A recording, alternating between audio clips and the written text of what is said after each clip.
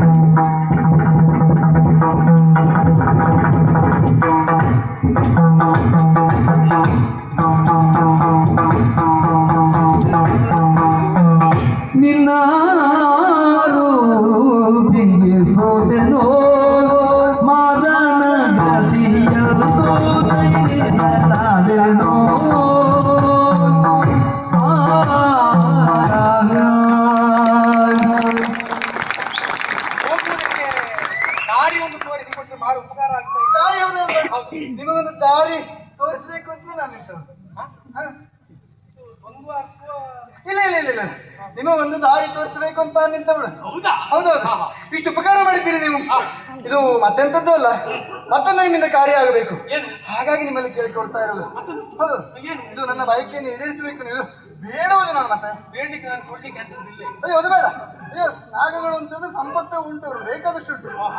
ಅದಲ್ಲ, ಬಯಕೆಯನ್ನು ಸಲ್ಲಿಸಬೇಕು ಅಂತ ಬೇಡಿಕೊಳ್ಳುವುದು. ಇದು ನನಗಿನ್ನು ಮದುವೆ ಆಗ್ಲಿಲ್ಲ. ಓ ಹೌದಾ? ಹಾ, ಹೋಗಿ ನಿನ್ನ ಅಪ್ಪನಲ್ಲಿ ಹೇಳ್ಬೋದಿತ್ತು ನಾಗರಾಜ್ನಲ್ಲಿ. ಅಪ್ಪ ಏನು ನನಗೆ ಮದುವೆ ಒಂದು ಮಾಡಿಸ್ಬೇಕು ಅಂತ. ಆಗೊಂದು 7 ಹೆಡೆ ಇದ್ದವನೋ 5 ಹೆಡೆ ಇದ್ದವನೋ ನೋಡಿ ಮದುವೆ ಮಾಡಿಸ್ಬೇಕು. ಹೇಳ್ಬೋದಿತ್ತು, ಎಂತದ್ದು ಮಾಡುವುದು. ನಾನು ಬಾಲ್ಯದಿಂದಲೂ ಅಪ್ಪನ ಎದುರಿಗೆ ತಲೆ ಎತ್ತಿ ಮಾತಾಡೋ ಅಭ್ಯಾಸ ಇಲ್ಲ. ತಲೆ ಬಗ್ಸ್ಕೊಂಡು ಹೇಳಿದ್ರೆ ಆಯ್ತಪ್ಪ. ಹಾಗಲ್ಲ ಆಯ್ತು ಅಂದ್ರೆ ಅಪ್ಪನ ಎದುರಿಗೆ ನೇರವಾಗಿ ನನಗೆ ಬೇಕಾದನ್ನು ಕೇಳಿಕೊಂಡು ಅಭ್ಯಾಸ ಇಲ್ಲ. ಅಂದ್ರೆ ಗೌರವ ಅಪ್ಪನ ಕುರಿತಾಗಿ ಅಂತ ಹೇಳಿದ್ದು. ಓ ಮದುವೆ ಕುರಿತಾಗಿ ಗೌರವ. ಮತ್ತೆ ಬೇರೆ ಯಾವ್ದ್ರಲ್ಲಿ ಇಲ್ಲ ಅಂತ. ಎಲ್ಲಕ್ಕೂ 7 ಎಡೆಯೋ 5 ಎಡೆಯೋ ಬೇಕು ಅಂತಾದ್ರೆ ನಮ್ಮ ಲೋಕದಲ್ಲಿ ಬೇಕಾದಷ್ಟಿದ್ದ. ಅಲ್ವಾ? ಹೌದು, ನೀ ಭವಿಷ್ಯ ಎಷ್ಟಾದ್ರೂ ನಾಗರಾಜನ ಮಗಳಲ್ವಾ? ನಾನು 12 ಹೆಡೆ ಜನ ಆಗ್ತೀನಿ. ಸುಮ್ಮನೆ ಆ ಹೆಡೆಯಲ್ಲಿ ಎಷ್ಟು ಬೇಕು ಅಂತ ನಾವು ಬೇಕಾದಾಗ ರೂಪ ಕೊಡ್ತೇವೆ. ನಾವು ಮಣಿ ಮಾತ್ರ ಎಲ್ಲ ಕಲ್ತವ್ರು, ಹೇಗೆ ಬೇಕಾದ್ರೂ ಮಾಡಿಕೊಳ್ತೇವೆ. ನನಗೆ ಹೆಡೆ ಇದ್ದವರೇ ಬೇಡ. ಓ ಜಡೆ ಕಾಳಿ ಜಡೆ ಇಲ್ಲುಂಟು ನನಗೆ, ಜಡೆ ಕಾಳಿಂಗ ಅದಲ್ಲ ಎಂತದ್ದಲ್ಲ ಹೇಳಬೇಡಿ. ನಾನೇನು ಆರ್ಸನ್ನು ಕೇಳುತ್ತಾ ಇದ್ದೆ, ನೀವು ವಿನೋದ ಮಾಡುವ ಏನಪ್ಪ ಹಂಗೆ ಅಂತ ಗೊತ್ತು. ಅದಲ್ಲ, ಇದು ನೀವು ಮಾಡಬೇಕಾದ ಉಪಕಾರ. ನಿನ್ನ ಅಪ್ಪ ಏನಿದ್ದಾರೆ ಹೋಗಿ ಹೇಳ್ಬೇಕು, ನಿನಗೆ ಮದುವೆ ಮಾಡಿಸ್ಬೇಕು. ಆಗಲ್ಲ ಆಗಲ್ಲ ಆಗಲ್ಲ, ನಾನು ಹೇಳ್ಕೊಡ್ತೇನೆ. ಹಾಗೆ ಹೇಳಿ, ನೀವು ಕೊಟ್ಟಾಗ ನಾನು ಹೇಳ್ಕೊಟ್ಟಾಗ ಯಾರನ್ನ ಇಷ್ಟಪಟ್ಟಿದ್ದೀರಾ ಬಹುಶಃ? ನೋಡಿ ನೋಡಿ ನೋಡಿ, ಗೊತ್ತಾಯ್ತು ಗೊತ್ತಾಯ್ತು. ಯಾವ ಬಿಲ್ದಲ್ಲಿ ಸಿಕ್ಕಿದ?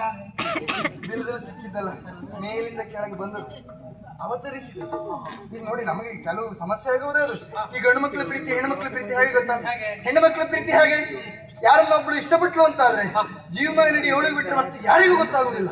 ಅವಳಲ್ಲಿ ಇದ್ದ ಅವಳಲ್ಲೇ ಸತ್ತು ಹೋಗ್ತದೆ. ಅದಕ್ಕಾಗಿ ಅವನಿಗೆ ಒಂದು ಭರವಸೆ ಕೊಡೋದು, ಕಡೆಗೆ ಇವಳು ಇಷ್ಟು ಬಂದವಳು ಮದುವೆ ಅಲ್ಲ. ನಾನು ಹಾಗೆ ಮಾಡ್ತೇನೆ ಅಂತಲ್ಲ, ಊರು ಕಂಡದ್ದು. ನಾನು ಹೇಳ್ತೇನೆ ಗಂಡು ಮಕ್ಕಳ ಪ್ರೀತಿ ಹೇಗೆ ಗೊತ್ತಾ? ಅವ್ರಿಗೆ ಗೊತ್ತಿಲ್ಲ. ಗೆಳೆಯರಲ್ಲೆಲ್ಲ ಹೇಳುದು, ಯಾರಿಗೂ ಹೇಳಬೇಡ, ನಾನು ಅವಳನ್ನು ಇಷ್ಟಪಟ್ಟಿದ್ದೇನೆ, ಯಾರಿಗೂ ಹೇಳಬೇಡ ಅಂತ ಊರಿಡೇ ಹೇಳಾಗುತ್ತದೆ. ಜೀವನದಲ್ಲಿ ಅವಳಿಗೆ ಮಾತ್ರ ಹೇಳುವುದಿಲ್ಲ.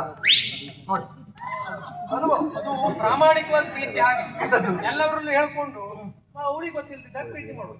ಅದಲ್ಲ, ಹೆಣ್ಮಕ್ಳು ಆಗಲ್ಲ, ಎಲ್ಲವರಿಗೂ ಗೊತ್ತಾಗದಿದ್ದಾಗ ಗುಟ್ಟು ಮಾಡುದು. ಒಳ್ಳೆ ಗುಟ್ಟಾಗು. ಈಗ ನನ್ನಲ್ಲಿ ಗೊತ್ತಿಲ್ಲ, ನಾನು ಹೇಳಿಬಿಡ್ತೇನೆ. ನೇರ. ನಾನು ಇಷ್ಟಪಟ್ಟಿದ್ದೇನೆ, ಹಾಗಾಗಿ ನೀವೊಂದು ಕೆಲಸ ಮಾಡಬೇಕು. ನನ್ನ ಅಪ್ಪ ಇದ್ದಲ್ಲಿಗೆ ಬಂದು, ಮಾವ ನಿಮ್ಮಗಳನ್ನು ನಾನು ಇಷ್ಟಪಡ್ತಾ ಇದ್ದೇನೆ, ಮದುವೆ ಮಾಡಿಕೊಡಿ ಅಂತ ಹೇಳಿದ್ರೆ ಸಾಕು. ಯಾರು ಹೇಳುದು? ಇದು ನೀವು ನನ್ನ ಅಪ್ಪ ಇದ್ದಲ್ಲಿಗೆ ಬಂದು, ಮಾವ ನಿಮ್ಮ ಮಗಳನ್ನು ಇಷ್ಟಪಡ್ತಾ ಇದ್ದೇನೆ, ನಾನು ಮದುವೆ ಮಾಡಿಕೊಡಿ ಅಂತ ಹೇಳಿದ್ರೆ ಸಾಕು. ಅಂದ್ರೆ ನೀ ನನ್ನನ್ನು ಇಷ್ಟಪಟ್ಟಿದ್ದಿ, ನಾನು ನಿನ್ನನ್ನ. ನಾನು ನಿಮ್ಮನ್ನೇ ಇಷ್ಟಪಟ್ಟದ್ದು. ನನ್ನನ್ನು ಮದುವೆ ಆದ್ರಿ ಅಂತಾದ್ರೆ ನಿಮ್ಮ ಮನೆಗೆ ಹೋಗುವ ದಾರಿ ತೋರಿಸುವುದಷ್ಟೇ ಅಲ್ಲ, ನಿಮ್ಮೊಟ್ಟಿಗೆ ನಾನು ನಿಮ್ಮ ಮನೆಗೆ ಬಂದು ಪರದಿಗೆ ಕಾಯದ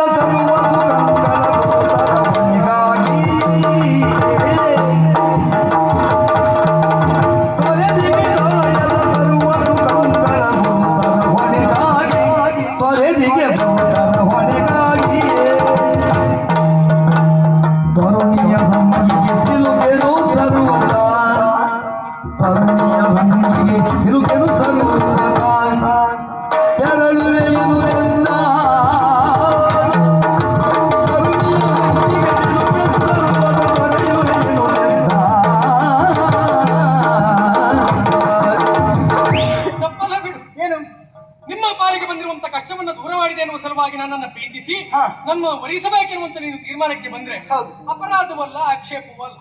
ಹಾಗಂತ ಇದು ನೀನಾಡಿದ ಮಾತಿನ ಪ್ರಕಾರವೇ ಆಗ್ತದೆ. ನೀವು ಪ್ರೀತಿ ಮಾಡೋದು ಯಾರಿಗೂ ಹೇಳುವುದಿಲ್ಲ, ನಿಮ್ಮಲ್ಲೇ ಮಣ್ಣಾಗ ಹೋಗುದೇ. ಅದಕ್ಕೆ ನಿಮ್ಮಲ್ಲಿ ಹೇಳಿಬಿಟ್ಟು ಹಾಗಾಗಿ ಏನು ಪ್ರಯೋಜನ ಇಲ್ಲ ಅಂತ. ಎಂತದ್ದು? ಯಾಕೆ ತೊರೆದಿ ಹೇಕಾಯದ ಸರ್ವ ಸುಖಗಳ ಮಹತ್ತರವಾದಂತ ಕಾರ್ಯಭಾರಕ್ಕಾಗಿ ಪ್ರಪಂಚದಲ್ಲಿ ಯಾವ ಸುಖಗಳಿತ್ತು ಅದನ್ನೆಲ್ಲ ನಾನು ವರ್ಜ್ಯ ಅನ್ನುವ ಹಾಗೆ ಭಾವಿಸಿಕೊಂಡವ. ನನ್ನ ಸಾಧನೆಗೆ ಮಾತ್ರ ನಾನು ಅವಕಾಶವನ್ನು ಇಟ್ಟವ. ಮತ್ತು ಒಂದು ಪರಮ ಸತ್ಯ ಗೊತ್ತುಂಟ, ಏನು?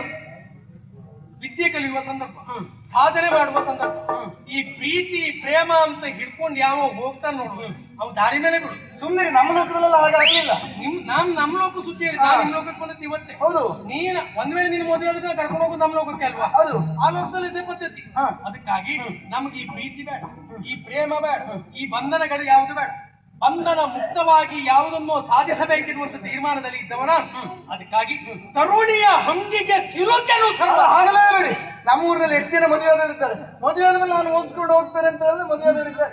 ಹೆಣ್ಮಕ್ಳಿಗೆ ಅನುಕೂಲ ಬಿಟ್ಟು ಗಂಡು ಮಕ್ಕಳಿಗೆ ನಿಮ್ಮನ್ನು ನಾನು ಓದಿಸ್ತೇನೆ. ನೀವು ಓದಿಲ್ಲ ಅಂತ ನೋಡು, ಒಂದ್ ಸತ್ಯ ಹೇಳ್ತೇನೆ, ನೀನ್ ಬೇಸರ ಒಂದು ವೇಳೆ ಮದುವೆ ಆಗಬೇಕೆನ್ನುವ ಹಾಗೆ ನನಗೆ ಬಂತು ಅಂತಾರೆ, ಅಂತ ಮನಸ್ಥಿತಿ ಉಂಟು ಅಂತಾರೆ. ಸತ್ಯ ಹೇಳ್ತೇನೆ, ಈ ಸ್ವಂಟದಲ್ಲಿ ಬಲ ಇಲ್ದಿದ್ದವ್ರನ್ನೆಲ್ಲ ಮದುವೆ ಆಗುದಿಲ್ಲ. ಅದೆಂತದ್ದು ಹಾಗೆ? ಸರ್ಪಗಳ ಸಹವಾಸ ಬೇಡ. ಅಲ್ಲ, ನಮಗೆ ಬಲವೇ ಇಲ್ಲ ಅಂತಲ್ಲ, ಬಲ ಉಂಟು. ಅಲ್ಲ, ನೀವು ಇಚ್ಛನಾಗ ಹೌದು, ಹೇಗೆ ಬೇಕಿದ್ರು ರೂಪವನ್ನು ತಗೊಂಡ್ಬಿಡ್ತೀವಿ. ಆದ್ರೆ ಸರ್ಪಗಳ ಸಹವಾಸ ನಮಗೆ ಬೇಡ. ಮದುವೆ ಆಗ್ಲೇಬೇಕು ಅಂತಾದ್ರೆ ಭೂಲೋಕದಲ್ಲಿ ಇದ್ದಾರೆ. ನಮಗೆ ಬಲ ಇಲ್ಲ ಅಂತ ಯೋಚನೆ ಮಾಡೋದು ಬೇಡ. ನಿಮಗೆ ಬೇಕಾದ ಕೆಲಸ ಎಲ್ಲ ಮಾಡಿಕೊಡ್ತೇವೆ ನಾವು. ನೋಡಿ, ನೀ ಎಂತ ಕೆಲಸ ಮಾಡುದು ಬೇಡ. ನೋಡು, ನಿಮ್ಮ ಸಹವಾಸ ನನಗೆ ಬೇಡ. ನೋಡು, ನೀನು ಆಡಿದ ಮಾತಿನ ಪ್ರಕಾರವಾಗಿ ನಿಮಗೆ ನಿಮ್ಮ ಪಾಲಿಗೆ ಬಂದಿರುವ ಕಷ್ಟವನ್ನು ದೂರ ಮಾಡಿದ್ದೇನೆ. ಬೇಕಿದ್ರೆ ಇನ್ನೂ ಉಪಕಾರ ಮಾಡುವ ಮನಸ್ಸು ನಮಗುಂಟು. ಅಪ್ರೀತಿಯಲ್ಲಿ ಹೋಗಿ ಹೇಳ್ತೇನೆ, ಅವಳಿಗೊಂದು ಮತ್ತೆ ಇನ್ನು ಬೇಲಿ ಯಾರು ಮತ್ತೊಂದು ಮದುವೆ ಮಾಡಿಸಿ ಅಂತ. ಸುಮ್ಮನೆ ಅಂತದ್ದು ಬೇರೆ ಯಾರು ಮತ್ತೆ ಉಪದ್ರ ಮಾಡಬಾರ್ದು. ಇವತ್ತು ನಾ ಯಾಕೋ ಸುಮ್ಮನಿದ್ದೇನೆ ಬಿಟ್ಟರೆ ಮುದರಲ್ಲೆಲ್ಲ ಕೇಳ್ತಾ ಹೋದ್ರೆ ಮತ್ತೆ ಮದುವೆ ಆದ್ರೂ 25 ಮದುವೆ ಆದ್ರೂ ಆಯ್ತು. ಅದಕ್ಕಾಗಿ ಅದೆಲ್ಲ ಬೇಡ. ನಿನ್ನ ಅಪ್ಪನಲ್ಲಿ ಇದ್ದರೆ ಬೇಕಿದ್ರೆ ಹೇಳ್ತೇನೆ, ನಾನು ನಿನ್ನನ್ನು ಭರಿಸುವವನಲ್ಲ, ನನಗೆ ಹೋಗುವುದಕ್ಕೆ ದಾರಿ ತೋರಿಸ್ತೇನೆ.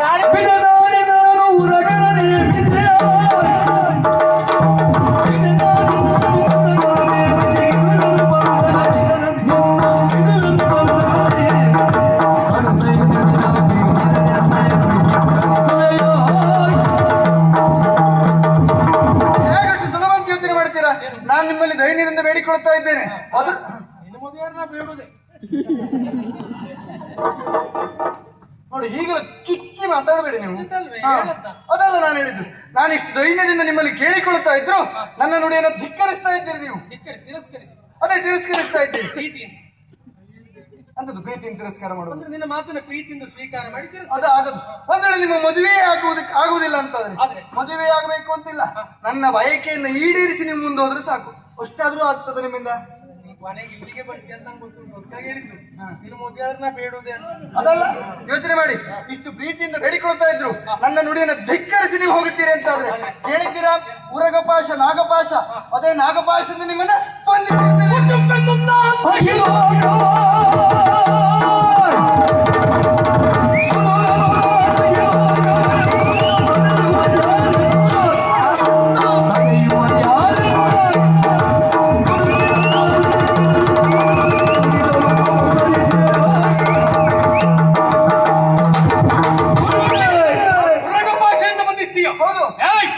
ಮನಸ್ಸು ಮಾಡಿ ನಾನು ನಿಂತೆಂತಾದ್ರೆ ಹಿಡಿದಿರುವಂತ ಅಕ್ಷಯ ಚಕ್ರದ ಮೂಲಕವಾಗಿ ನಿಮ್ಮ ಇಡೀ ನಾಗಲೋಕವನ್ನು ಸುಟ್ಟು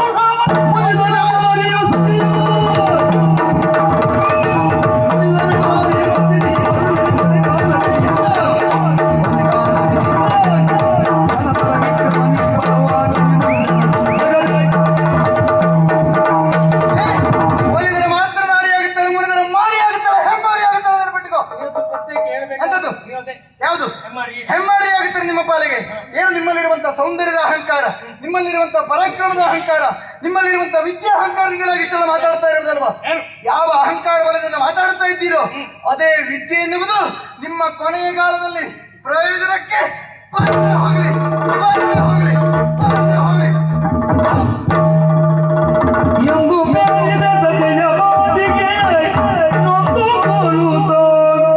ಈಶ್ವರಿಯ ಧ್ಯಾನದಿ ಬಂದ ಬುಗೆಯಲಿ ಮಾರ್ಗವರಸುತ್ತ ಹೋಗುತ್ತಿರಲು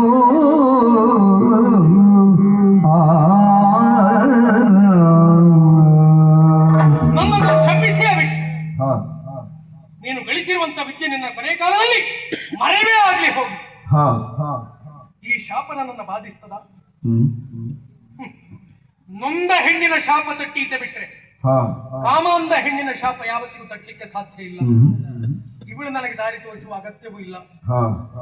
ಚಂಡಿಕೆಯ ಸದ್ಭಕ್ತ ನಾನು ತಾಯಿಯನ್ನ ಮನಸ್ಸ ಧ್ಯಾನಿಸಿದ್ದೇನೆ. ಅಕ್ಷಯ ಖಡ್ಗದಿಂದ ಹೊರಟಿರುವಂತ ದಿವ್ಯವಾದಂತ ತೇಜಸ್ಸನ್ನ ಮೂಲವನ್ನ ಹಿಡಿದು ಸಾರಿಬಿಟ್ಟೆ.